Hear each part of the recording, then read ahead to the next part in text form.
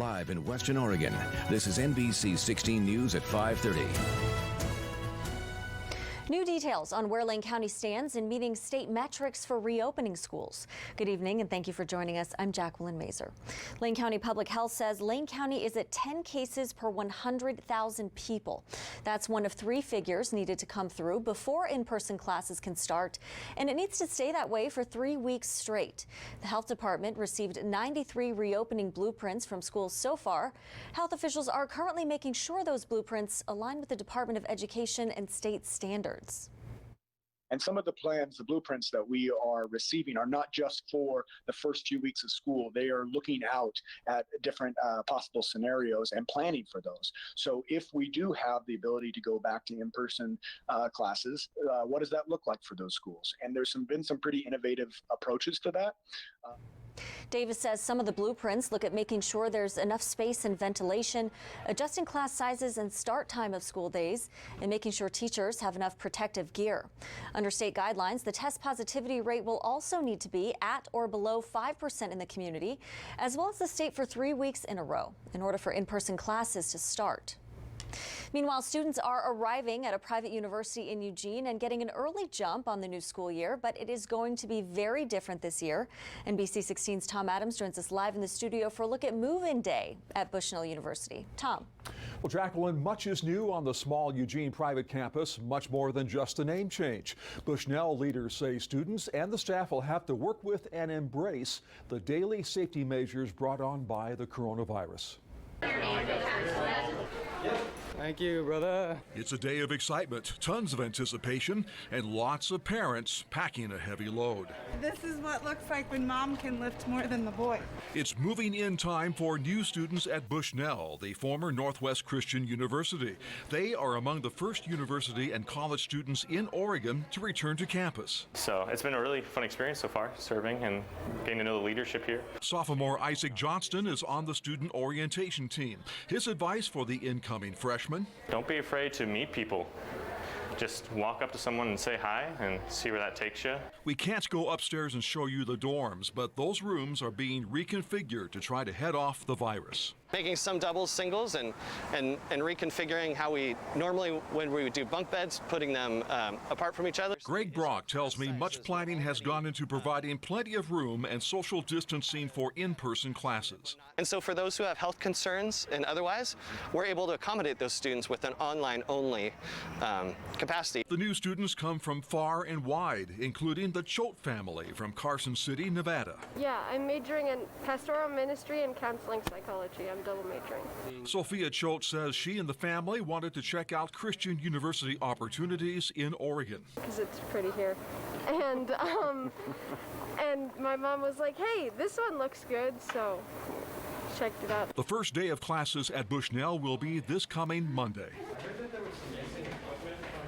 And Greg Brock, the dean of the students there, tells me that Bushnell will have around 500 undergraduate students this fall term. And yes, students are being required to wear the face coverings, observe social distancing, and there are protocols for kids if they're not feeling well. Jacqueline? All right, thanks, Tom.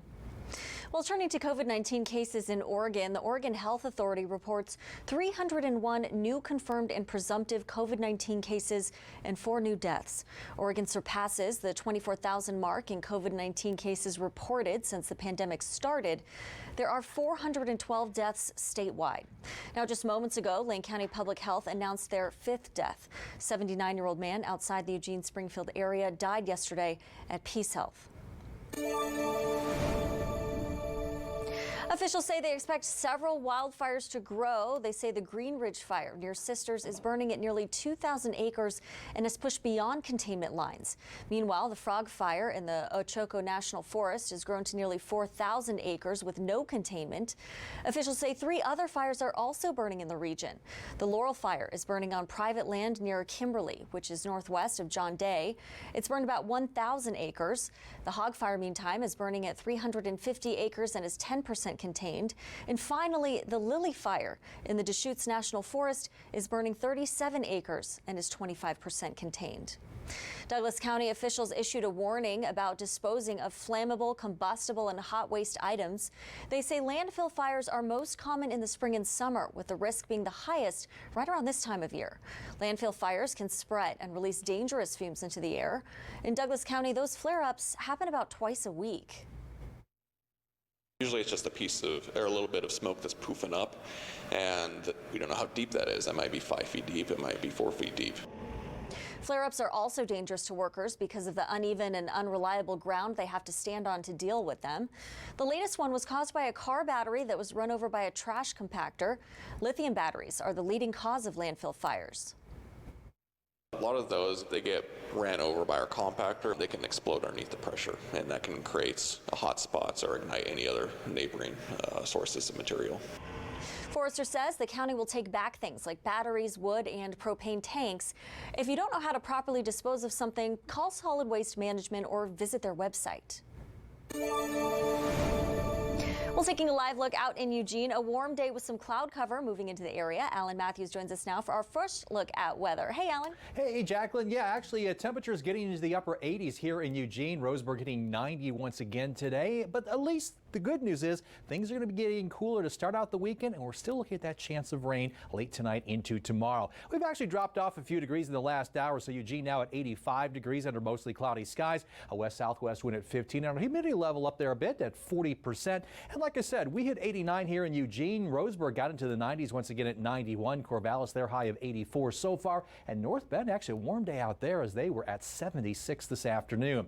It looks like a little rainfall, but I haven't seen any reports of rain moving through Newport and Corvallis, so I wonder if any of that's actually hit the ground. But you do see that cloud cover increasing around the Eugene area. It still looks to be clear as you get south of Cottage Grove right now. And as far as our power planner is concerned, it is missing the rain. I don't know why the rain isn't in that graphic, but we are looking at the chance of rain developing late tonight into your morning and afternoon hours. We'll talk more about that with the full forecast a little later on. Jacqueline? All right, Ellen, thank you. 1.1 million Americans filed for unemployment benefits for the first time last week. That's up from the week before when 971,000 people filed for the first time. Meanwhile, continued claims declined to 14.8 million, down from 15.5 the week before. And Oregonians who haven't received all their unemployment benefits can get a one-time $500 cash payment for COVID relief from the state.